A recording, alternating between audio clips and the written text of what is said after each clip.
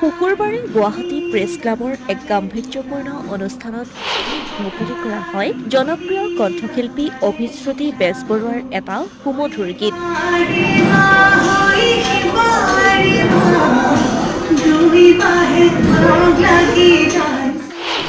বৰবিহু শীৰ্ষক এই গীতটিৰ দৃশ্য শ্ৰব্যৰ ভিডিঅ' মুকলি কৰা হয় উক্ত অনুষ্ঠানত।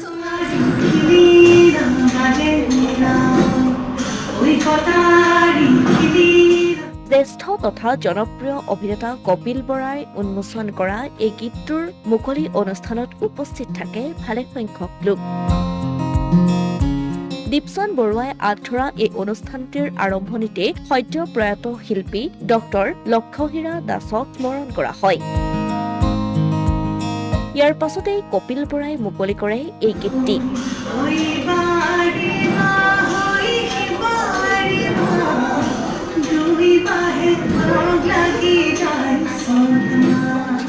গীতটি মুকলি কৰি কপিল বৰাই কয় যে অভিশ্ৰুতি বেজবৰুৱাই সদায় প্ৰতিটো কাম অতি নিখুঁতভাৱে কৰিবলৈ চেষ্টা কৰে, যাৰ প্ৰতিফলন এই গীতটোতো দেখিবলৈ পোৱা গৈছে। লগতে অভিনেতা কপিল বৰাই কয়, আমি সকলোৱে জানো, অসমবাসী ৰাইজে সকলোৱে জানে, কিন্তু আজি এটা বেলেগ দিশ আজি উদ্ভাৱন হ'ল এই মিউজিক ভিডিঅ'টোৰ মাধ্যমেৰে।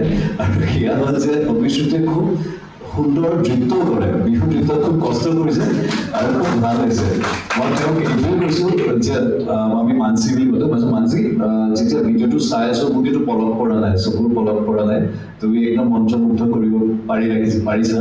তোমাৰ গীতেৰেতো সদায় সকলোকে মন্ত্ৰমুগ্ধ কৰি ৰাখে, কিন্তু তোমাৰ নৃত্যইও আজি আমাক সকলোকে মন্ত্ৰমুগ্ধ কৰিছে, নহয়নে বাৰু? আৰু লগতে গোটেই টিমটোক মই কংগ্ৰেচুলেট কৰিছোঁ, তেওঁলোকে খুব সুন্দৰকৈ ভিডিঅ'টো বনাইছে।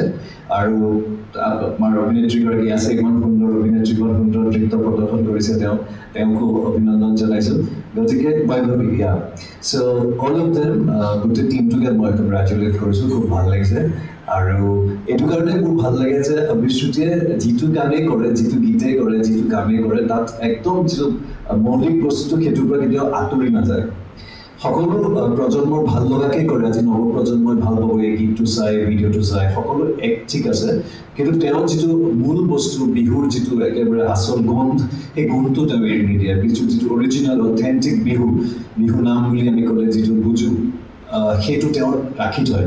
আৰু সেইকাৰণে তেওঁৰ বস্তু বিহুবিলাক সদায় ইমান পপুলাৰ হৈ আছে, ৰৈ ৰতিৰ পৰা আৰম্ভ কৰি আজি এইটোলৈকে, বৰ বিহুলৈকে, গোটেই বিহুবিলাকে খুব পপুলাৰ আৰু ভৱিষ্যতেও তেওঁ বিহু পপুলাৰ হ'ব বুলি মই ভাবোঁ। ইফালে এই অনুষ্ঠানত এই গীতটিৰ সৈতে জড়িত সকলোকে সম্বৰ্ধনা আৰু কৃতজ্ঞতা জ্ঞাপন কৰে কণ্ঠশিল্পী অভিশ্ৰুতি বেজবৰুৱাই।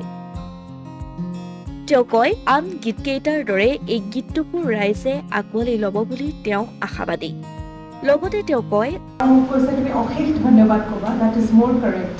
চ' অশেষ ধন্যবাদ আপোনালোক সকলোলৈকে। আৰু সঁচাকৈ গান এটা ৰিলিজ কৰা মানে এটা নিজৰ অংশ যেন মই মুকলি কৰি দিছোঁ নিজৰ ভিতৰৰ পৰা। সেই চিন্তাটো গোটেই এটা বছৰেই লাগে, গোটেইখিনি কেনেকৈনো আগবঢ়াম, কি কৰিম, কোনটো থিম ল'ম, চব বস্তু তেনেকৈ ভাবা যায়। আৰু মই সঁচাকৈ সৌভাগ্যৱান বুলি ক'ব লাগিব, কিয়নো মই যোৱা বছৰ লতাশিল বিহু সন্মিলনত পৰিৱেশন কৰাৰ পিছত মই আমাৰ সকলোৰে শ্ৰদ্ধাৰ বৰবিহুৱা নিৰঞ্জন গোস্বামীদেৱক লগ পালোঁ। আৰু তেখেতে আচলতে বৰ বিহুটো মোৰ কাৰণে এটা আশীৰ্বাদ নিচিনাকৈ দিছে। তেওঁ কৈছে, মই তোমাৰ কাৰণে গান এটা বনামেই, তোমাৰ গান শুনি ইমান ভাল লাগে। আৰু মই বিচাৰি আছিলোঁ তেওঁক ক'ত পাম, আৰু মই যোগাযোগ কৰা কোনো এটা সম্পৰ্ক পোৱা নাছিলোঁ। তেতিয়া যেনেকৈ ভগৱানে পঠাই দিছে আৰু মই লগ পাইছোঁ তেওঁক, সঁচাকৈ মই তেওঁক ধন্যবাদ জ্ঞাপন কৰিছোঁ। আৰু লগতে যে এণ্টায়াৰ টিম অফ বৰবিহু, য়েছ, সমীনাই ঠিক কথা কৈছে যে 2 দিন আগত মই তাক গানটো দিছোঁ, আৰু সঁচাকৈ বৰ ধুনীয়াকৈ বেলেঞ্চড এটা ভিডিঅ'। উল্লেখ কৰাৰ প্ৰয়োজন যে শুকুৰবাৰে সন্ধিয়া 6 বজাত অভিশ্ৰুতি বেজবৰুৱাৰ এই বৰবিহু শীৰ্ষক গীতটি তেওঁৰ ইউটিউব চেনেলত মুক্তি দিয়া হয়। অসমীয়া প্ৰতিদিন, ডিজিটেল সংবাদ, গুৱাহাটী।